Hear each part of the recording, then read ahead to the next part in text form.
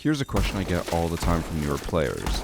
Why do we sometimes make rotate holes for sight that you vault through, and then sometimes we make rotate holes that you crouch walk through? Or then even sometimes, why do we make some holes where you can actually walk through them? So there's a couple of different reasons. Something like this, where it's a vault hole, can have two specific reasons. One, as a defender, if you're going to be using a nitrocell or a smoke canister or Tachanka for some reason to deny plant, you want it to be usually a vault hole because then you can prone or crouch near it and they don't know exactly where you are.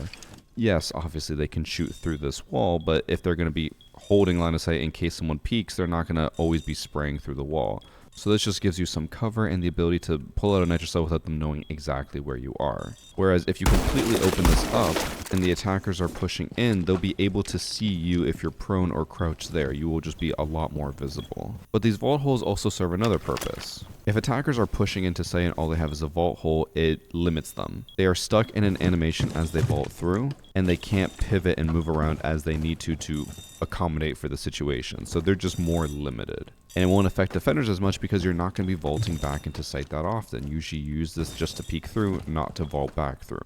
And then that also leads into why these are usually crouch or walk holes, is because if you're already in sight, it doesn't really matter that much. But a lot of people will still make them just specifically crouch holes so that if attackers do end up taking sight, they can't just sprint right in like that. You'd maybe want this to be a bit shorter so that if they do take sight, they still have to crouch walk in.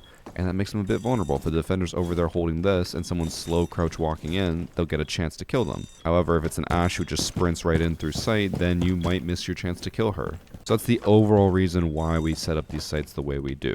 Just to try to milk every little advantage you can as a defender.